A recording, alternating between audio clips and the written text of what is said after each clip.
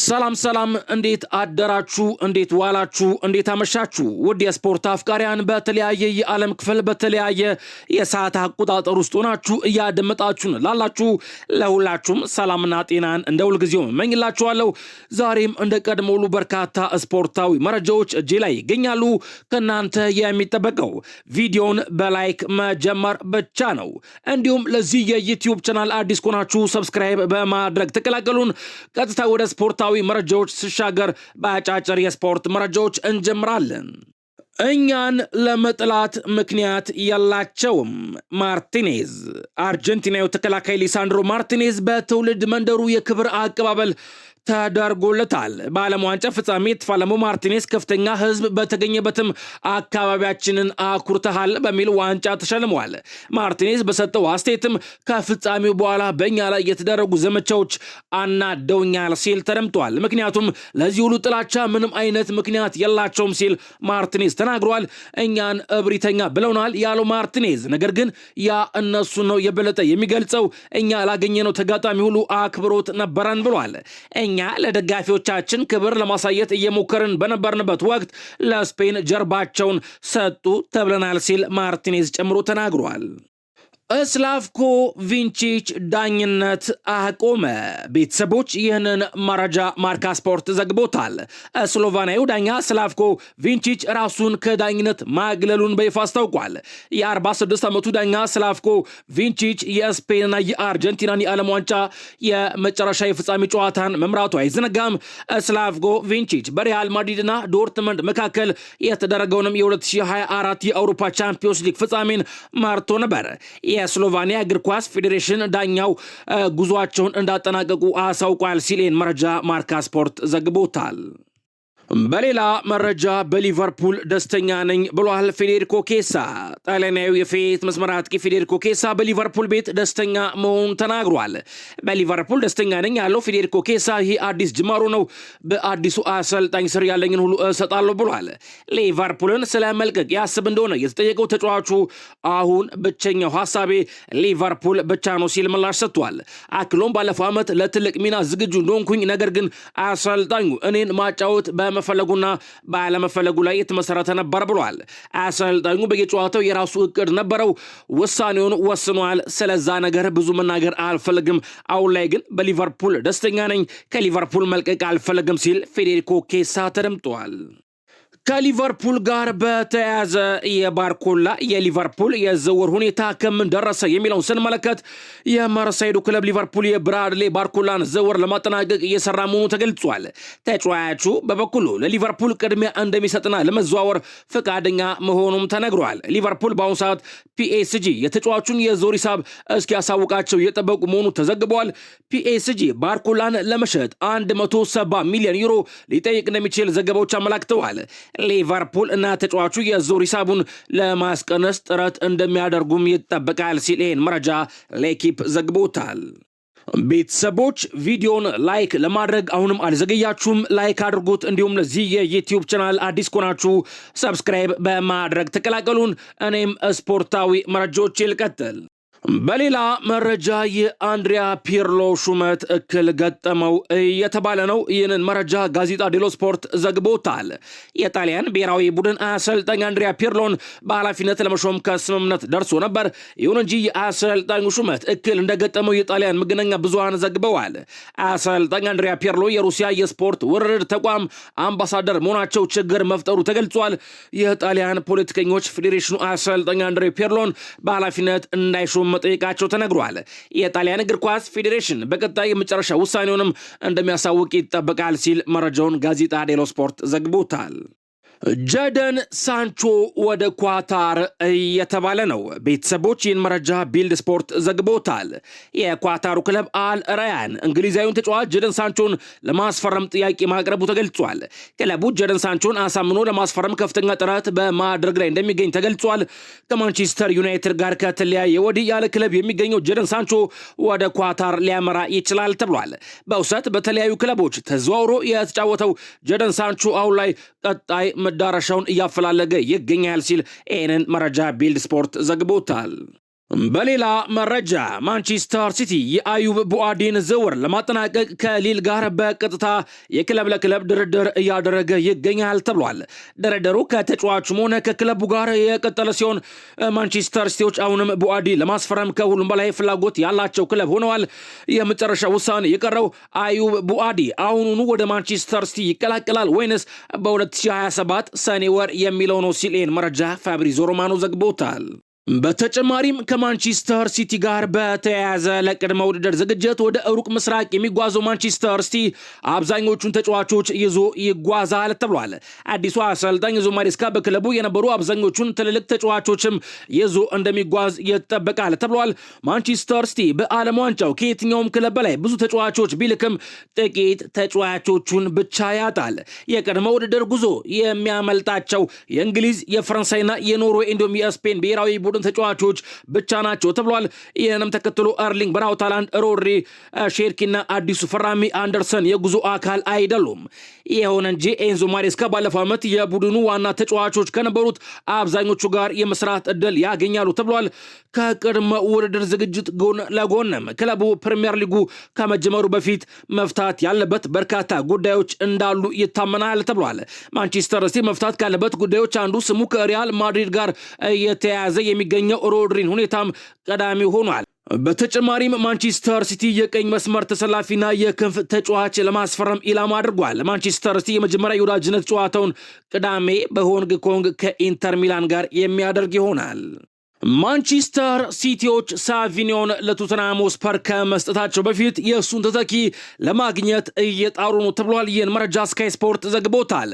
ቶተንሃም ስፐሮች ሳቪኒዮን ዝውውሩን ለመጨረስ ከማንቸስተር ሲቲ አረንጓዴ መብራት እየጠበቁ ሲሆን፣ ነገር ግን ማንቸስተር ሲቲዎች ቅድሚያ የሚሰጡት ነገር የእሱን ተተኪ ማግኘት ብቻ ነው ሲል ይህንን መረጃ ስካይ ስፖርት ዘግቦታል። ማንቸስተር ሲቲዎች የሳቪኒዮን ተተኪ ካገኙ በፍጥነት ተጫዋቹን ለቶተንሃም ለመስጠት ፈቃደኞች ናቸው ሲል ስካይ ስፖርት ይህን መረጃ ዘግቦታል። በሌላ መረጃ ቼልሲ ለአሌክስ ስኮት ድርድር እንደገና ጀምሯል ተብሏል። ቼልሲዎች ከበርንማውዝ ጋር ስለ አሌክስ ስኮት ዝውውር ድርድሩን እንደገና ጀምረዋል። የ22 ዓመቱ አማካይ የክለቡን ፕሮጀክት ማሳመን እንደቻለ ተነግሯል። ሆኖም ቼልሲ በተጫዋቹ ላይ ከልክ ያለፈ ገንዘብ ለመክፈል ፍላጎት የለውም። ቀደም ሲል በርንማውዞች ወደ 64 ሚሊዮን ፓውንድ የሚጠጋ ጥያቄ በቼልሲዎች ቀርቦላቸው ጥያቄውን ውድቅ ማድረጋቸው ይታወሳል። ከዚህ በተጨማሪም ስኮት ከበርንማውዝ ጋር የቀረበለትን አዲስ ውል ማራዘሚያ ጥያቄን እንዳልተቀበለም ተገልጿል። በሌላ በኩል የብሩኖ ጉማሬዝና የኤንዞ ፈርናንዴዝ የወደፊት ሁኔታ በቼልሲ አማካይ ዝውውር እቅድ ላይ ተጽዕኖ ሊያሳደር ይችላል ተብሏል። ቼልሲዎች አሌክስ ስኮትን ይፈልጉታል፣ ግን ከልክ ያለፈ ዋጋ አይከፍሉም። ድርድሩ እንደገና ተጀምሯል ሲል ይህን መረጃ ስካይ ስፖርት ዘግቦታል። ከቼልሲ ጋር በተያያዘ የቀድሞ የቼልሲ ተጫዋች ጆን ቴሪ እንዲህ ብሏል። አንዳንድ ተጫዋቾችን ከነ ድክመታቸው ነው ለምትደግፈው ክለብ የምትመኛቸው። ለእኔ አዳም ዋርተን ልክ እንደዛ ነው። ታክልና ኢንተርሴፕሽን ላይ ደካማ ነው። ወርክ ሬቲንጉም የወረደ ነው። የጎል አስተዋጽኦም ቢሆን እዚህ ገባ የሚባል አይደለም። በዛ ላይ ኤንዞ ፈርናንዴዝ ካልወጣ መሃል ሜዳ ላይ ቼልሲ የ100 ሚሊዮን አማካይ ያስፈርማል የሚል ግምት የለኝም። ነገር ግን ለእኔ የሚታየኝ ሌላ ነው። እኔ ማየው መሃል ሜዳ ሰርክሏ ላይ ቆሞ ወደፊት የሚልካቸው ኳሶች ናቸው። በአንድ ፓስ የተጋጣሚውን እቅድ ሲያበላሽ ነው። ከወደ ጎንና ከወደ ኋላ ፓስ ጋር አለመተዋወቁ፣ ሁልጊዜም ቢሆን ኳሶችን ወደፊት ማድረጉ፣ የሚልካቸውም ኳሶች እጅግ በጣም ቡድኑን የሚያግዙ መሆናቸውና የተቀራኒ ቡድንን አስተላለፍ የሚረብሹ መሆናቸው ሲል ጆን ቴሪ ቼልሲዎች ምናልባት አደም ዋርተንን ካገኙ እጅግ በጣም መልካም ይሆንላቸዋል ሲል እንዲህ ብሏል። ቤተሰቦች በዚህ ላይ የናንተን ሀሳብ በጽፉልኝ ደስ ይለኛል። ቤተሰቦች ለእናንተ አሌክስ ስኮት ወይንስ አዳም ዋርተን የትኛው የተሻለ ተጫዋች ነው? ይበልጡኑ የቼልሲ ደጋፊዎች በዚህ ላይ ሀሳባችሁን በጽፉልኝ ደስ ይለኛል። አሌክስ ስኮት ወይንስ አዳም ዋርተን ምርጫችሁ የሆኑ ተጫዋች ስም ኮሜንት መስጫ ቦክስ ላይ ጻፉ።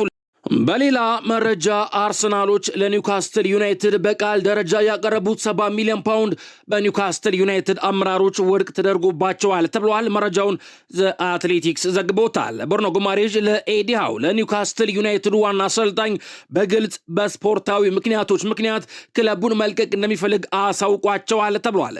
ሱፐር ኤጀንት ኪያም የብሩኖ ጉማሬዥን ዝውውር ለመጨረስ ቀጥታ ከኒውካስትል ዩናይትድ ኃላፊዎች ጋር እየተደራደረ ይገኛል። እናም አርሰናል የቃል ጥያቄዎችን በሱ በኩል እያቀረበ ስለሆነ የኒውካስትል ምንጮችም ቀጥተኛ ግንኙነት እየተደረገ አይደለም እያሉ መረጃዎችን እያሰራጩ ይገኛል። ምክንያቱም ይሄ ነው። ኪያ በዋጋ ከኒውካስትል ኃላፊዎች ጋር ከስምምነት እንዲደረስም አርሰናል ዝውውሩን ለመጨረስ ይሰራል ተብሏል። ብሩኖ ጉማሬዥ አርብ ወደ ኒውካስትል ልምምድ እንዲመለስ ይፈለጋል። አርሰናል ለብሩኖ ጉማሬዥ በለጠፈበት ዋጋ ላይ ቁርጠኛ ነው። ኪያም ዝውውሩን ለመጨረስ እየሰራ ነው። የስምምነት ለዝውውሩ በጣም ወሳኝ ነው ሲል ይህን መረጃ ስካይ ስፖርት ዘግቦታል። ከአርሰናል ጋር በተያያዘ የሰሜን ለንደኑ ክለብ አርሰናል ቪኒሺየስ ጁኒየርን ማስፈረም እንደሚፈልግ መገለጹ አይዘነጋም። እናም አሁን የቪኒሺየስ ጁኒየርና የአርሰናል ዝውውር ሁኔታ ከምን ደረሰ የሚለውን እንመልከት። መረጃውን ቴሌግራፍ ዘግቦታል። መድፈኞቹ አሁን ላይ ለቪኒሺየስ ጁኒየር በክለቡ ታሪክ ሪከርድ የሆነ ደሞዝ እንዳዘጋጁለት ይህን መረጃ ቴሌግራፍ ዘግቦታል። አርሰናል ቪኒሺየስ ጁኒየር በሪያል ማድሪድ ቤት ከሚያገኘው ክፍያ በላይ ለማቅረብ ዝግጁ መሆኑን ተገልጿል። ሪያል ማድሪድ ለመሸጥ ከወሰነ አርሰናል ለተጫዋቹ ሳምንታዊ 450,000 ፓውንድ ለማቅረብ አስቧል የተባለው። በዚህ ዝውውር ዙሪያ በአርሰናል በኩል የፋይናንስ ጉዳይ መሰናከል እንደማይሆን ነው የተዘገበም የሚገኘው። በሌላ በኩል ሪያል ማድሪድ ቪኒሺየስን ለመሸጥ ከወሰነ ከ160 ሚሊዮን ዩሮ በላይ ሊጠይቅ እንደሚችል የስፔን መገናኛ ብዙሃንም እየዘገቡ ይገኛል ሲል ይህንን መረጃ ቴሌግራፍ ዘግቦታል። ሪያል ማድሪዶች የቪኒሺየስ ነገር በተቻለ ፍጥነት መፍትሄ እንዲያገኝ ይፈልጋሉ ተብሏል። ቪኒሺየስ ጁኒየር ሪያል ማድሪዶች ያቀረቡለትን ውል በፍጥነት እንዲፈርም ወይንም ደግሞ ክለቡን እንደሚለቅ በፍጥነት ውሳኔ እንዲያሳልፍ ይፈልጋሉ ተብሏል። ነገሩ እስከ ውድድር ዓመቱ መጀመሪያ እንዲጎተት በሪያል ማድሪድ አመራሮች ዘንድ አይፈለግም ሲል ይህንን መረጃ ማርካ ስፖርት ዘግቦታል። የቀድሞ የአርሰናል ተጫዋች ቴሪ ዳንኤል ሄነሪ ቪኒሺየስ ጁኒየር ከሪያል ማድሪድ ሊለቅ ስለሚችልበት ሁኔታ የግል ሀሳቡን እንዲህ ብሏል። ምናልባት ይህ ዝውውር የሚሳካ ከሆነ የሚሳካበት ምክንያት የቪኒሺየስ ጁኒየር በሙባፔ ጥላ ስር አለመሆንን ፍለጋ እንደሚሆን ይሰማኛል ብሏል። ደሞዙ አንገብግቦት ሳይሆን ከሙባፔ እኩል ሱፐርስታር ነኝ ብሎ ስለሚያስብ እኩል ትሪትመንት ስለሚፈልግ ነው። ሙባፔ ባለበት ቡድን ደግሞ ማንም ሌላ ተጫዋች ለትልልቆቹ የግል ሽልማቶች ሊታጭ አይችልም። ይህን ነገር እንደ ቀልድ አትመልከቱት። ኔይማር ጁኒየር ልክ እንደ ቪኒሺየስ ጁኒየር ምንም ሳይጎልበት በባርሴሎና ቤት በድሎት ኑሮን እየኖረ ነበር። ነገር ግን ሜሲ ባለበት ቡድን ውስጥ ለአንድም ትልቅ ነገር እንደማይታጭና ሜን ካራክተሩ እሱ መሆን እንደማይችል ስላወቀ ወደ ፒኤስጂ ሸሸ። ሊዮኔል ሜሲ በሰዓቱ የዓለም ምርጡ እንድትሆን አደርጋለሁ ከፈለክ አንተ ብቻ ቅር ብሎኝ ነበር ሲል ኔይማር ተናግሮ ነበር። እንደዛ ብሎት እንኳን ወደ ፒኤስጂ ለመዘዋወር ከመወሰን ወደኋላ እንዲል አላደረገውም። ምናልባትም ይህ ዝውውር የሚሳካ ከሆነ የሚሳካበት ምክንያት ቪኒሺየስ ጁኒየር በኪሊያን ሙባፔ ጥላ ስር አለመሆንን ፍለጋ እንደሚሆን ይሰማኛል ሲል የቀድሞ የአርሰናል ተጫዋች ቴሪ ዳንኤል ሄነሪ ተደምጧል። በቴሪ ዳንኤል ሄነሪ ቤተሰቦች በሱ ሀሳብ ትስማማላችሁ ወይንስ አትስማሙም? የናንተን ሀሳብ ኮሜንት መስጫ ቦክስ ላይ ጻፉልኝ። በሌላ መረጃ ማንቸስተር ዩናይትድ ተጨማሪ የመሃል ሜዳ ተጫዋች ለማስፈረም እያፈላለገ እንደሚገኝ ተገልጿል ተብሏል። መረጃውን ዘ አትሌቲክስ ዘግቦታል። በተጨማሪም የግራ መስመር ቦታቸውን ማጠናከር እንደሚፈልጉ ተዘግቧል። የኒውካስትል ዩናይትዱ ተመላላሽ ሉዊስ ሃይልም የክለቡ አዲሱ ኢላማ መሆኑን ይህንን መረጃ ዘ አትሌቲክስ ዘግቦታል። ማንቸስተር ዩናይትድ ለማስፈረም የሚያስበው ተጫዋች ክለቡን ለማገልገል ዝግጁ ከሆነ ብቻ ክለቡን ለመቀላቀል ፍላጎት ካለው ብቻ መሆኑ ተገልጿል። በሌላ በኩል ማንቸስተር ዩናይትድ ሊሳንድሮ ማርቲኔዝ ያጋጠመው ጉዳት ከባድ ነው የሚል ፍራቻ የላቸውም ተብሏል። ሊሳንድሮ ማርቲኔዝ በውድድር ዓመቱ መጀመሪያ ዝግጁ ይሆናል ተብሎም ይጠበቃል የተባለው ማቲያስ ዴሊት ግን በቅርቡ ወደ ሜዳ እንደማይመለስ ታውቋል ሲል መረጃውን ዘ አትሌቲክስ ዘግቦታል። ከማንቸስተር ዩናይትድ ጋር በተያያዘ የቀድሞ የማንቸስተር ዩናይትድ ተጫዋችና ሌጀንድ ፖል ስኮልስ በትዊተር ኤክስ ገጹ ላይ ለተከታዮቹ በቀጣዩ የውድድር ዘመን የክለባችን ትልቁ ፈተና ሲል አንድ ጽሑፍ አጋርቷል። ክለባችን በሚቀጥለው የውድድር ዘመን ወደ አውሮፓ መድረክ ተመልሶ ሲጫወት መመልከታችን ምንም ጥያቄ በሌለው መልኩ ደስ የሚያሰኝ ነገር ነው ይላል ፖል ስኮልስ። ነገር ግን ከዚህ ደስታ ጀርባ የሆነ አስፈሪ ማዕበል እየመጣ እንደሆነም መገመት ሊቅ መሆንን አይጠብቅም። ያልተፈታው የአማካይ መስመር እንቆቅልሽ እንዳለ ሆኖ ከምንም በላይ ተከላካይ ክፍሉ እጅግ በጣም አሳሳቢ ይመስላል። ሊሳንድሮ ማርቲኔዝ እና ማቲያስ ዴሊት ላይ መቼም የትኛውም እግር ኳስ ተመልካች ብቃት ጥያቄ ያነሳል የሚል እምነት የለኝም። ነገር ግን ሁለቱም የሚያመሳስላቸው አንድ ጥሩ ያልሆነ የጉዳት ታሪክ አላቸው። በተለይም 4 የተለያዩ ውድድሮችን ለሚወዳደር ቡድን የሁለቱ ተጫዋቾች የጉዳት ታሪክን ማስታወስ በጣም ከባድ ነው። ይበልጥ ነገሩን አሳሳቢ የሚያደርገው የክለቡ አመራሮች በዚህ ቦታ ላይ መስራት አለመፈለጋቸውና ትኩረት አለመስጠታቸው ነው። ወጣቶቹ ዮሮ እና ሄቨንስ እስከምን ድረስ ነው ክለቡን የመርዳት አቅም ያላቸው የሚለው ራሱን የቻለ ጥያቄ መሆኑም ሳይዘነጋ ማለት ነው። የሆነው ሆኖ አዲሱ የውድድር ዘመን በእንደዚህ አይነት ጥያቄዎች ተከቦ ጨዋታዎችን ለመጀመር ቀናቶች ብቻ እየተጠባበቅ እንገኛለን። ማንቸስተር ዩናይትዶች በቀጣይ የውድድር ዘመን በጣም ትልቅ ፈተና ይጠብቃቸዋል ሲል የቀድሞ የማንቸስተር ዩናይትድ ተጫዋችና ለጀንድ ፖል ስኮልስ በትዊተር ኤክስ ገጹ ላይ ይህን ጽሑፍ ለተከታዮቹ አጋርቷል። በዚህ ላይ የእናንተን ሀሳብ በጽፉልኝ ደስ ይለኛል። የማንቸስተር ዩናይትዶች የዝውውር በጀት በፕሪሚየር ሊጉ ካሉ አንዳንድ ክለቦች ጋር ሲወዳደር ያን ያህል ትልቅ አለመሆኑ ተገልጿል። ክለቡ ተጨማሪ ገቢ ለማግኘትም በየጊዜው በቻምፒዮንስ ሊግ መሳተፍ የግድ እንደሚጠበቅበት ተገልጿል። በተጨማሪም ዩናይትድ ባለፈው ዓመት ከፍተኛ መጠን ያለው ገንዘብ ማውጣቱም ይታወቃል ሲል ይህን መረጃ ሜን ስፖርት ዘግቦታል። ማርከስ ራሽፎርድ በማንቸስተር ዩናይትድ የሚቆይ ይመስላል። ቤተሰቦች ይህን መረጃ ዴቪድ ኦርንስቴን ከዚ አትሌቲክስ ይፋ አድርጎታል። ማርከስ ራሽፎርድ ማንቸስተር ዩናይትድ በቻምፒዮንስ ሊግ መሳተፉ ከሚያገኘው ቦነስ ጋር ተያይዞ በዘመናዊ እግር ኳስ ውስጥ ከፍተኛ ተከፋይ ከሆኑ ተጫዋቾች መካከል አንዱ መሆኑ ተገልጿል። አሁን ለማስፈረም የሚፈልግ ማንኛውም ክለብ ከፍተኛ መጠን ያለው ገንዘብ ማውጣት እንደሚጠበቅበት የተገለጸ ሲሆን ይህም በኦልትራፎርድ የማርከስ ራሽፎርድን የመቆየት እድሉን በእጅጉ እንደሚያሰፋው ተዘግቧል።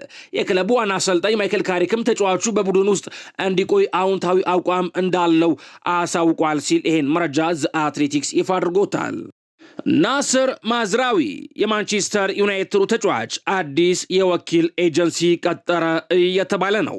ሞሮካዊ የቀኝ መስመር ተመላላሽ ናስር ማዝራዊ ከአዲስ የወኪሎች ኤጀንሲ ጋር በጋራ ለመስራት መስማማት ችሏል ተብሏል። ተጫዋቹ ፓንቴራ ከተሰኘ ኤጀንሲ ጋር ነው ስምምነት መፈጸም የቻለው። ማዝራዊ እስካሁን ድረስ የዓለም ዋንጫ እረፍቱን ያላጠናቀቀ ሲሆን ወደ ማንቸስተር ዩናይትድም የቅድመ ዘመን ዝግጅት አልተመለሰም ተብሏል። ሚድልስብሮ በራዴክ ቪቴክ ላይ ፍላጎት አሳይቷል እየተባለ ነው። የቻምፒዮንሺፕ ክለብ ሚድልስብሮ የግብ ጠባቂ መስመሩን ለማጠናከር ከሚያስባቸው በርካታ እጩዎች መካከል ራዴክ ቪቴክ አንዱ መሆኑንና ተጫዋቹን ለማስፈረም ፍላጎት እንዳለው ተገልጿል።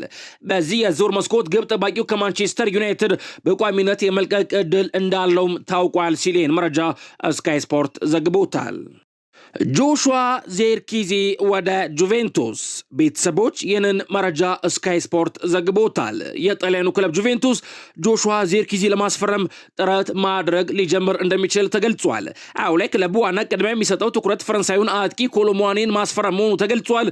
ይሁን እንጂ ያንን ዝውውር ማሳካት ካልቻለ ጆሹዋ ዜርኪዚ ከቀዳሚ አማራጮቻቸው መካከል አንዱ ሆኖ መታየቱ ታውቋል ሲል ይህን መረጃ ስካይ ስፖርት ዘግቦታል። ማንቸስተር ዩናይትድ ጆሹዋ ዜርኪዚ በዚህ ክረምት ከኦልትራፎርድ የሚለቅ ከሆነ ለዋትኪንስ ጥያቄ ለማቅረብ ተዘጋጅቷል ነው እየተባለ ያለው። ማንቸስተር ዩናይትድ በማጥቃት መስመሩ ላይ ሊያደርገው ለሚችለው ለውጥም እየተዘጋጀ ባለበት ወቅት እንግሊዛዊ ዋትኪ ዋነኛ ኢላማ ሆኖ በቅ ብሏል ተብሏል። አስቶን ቪላ ለዋትኪንስ እስከ 40 ሚሊዮን ፓውንድ የዝውውር ሂሳብ ድረስ የሚያቀርቡ ጥያቄዎችን ለመቀበል ፈቃደኛ እንደሆነ አሳውቋል ሲል መረጃ ደግሞ ዘሰን ፉትቦል ዘግቦታል።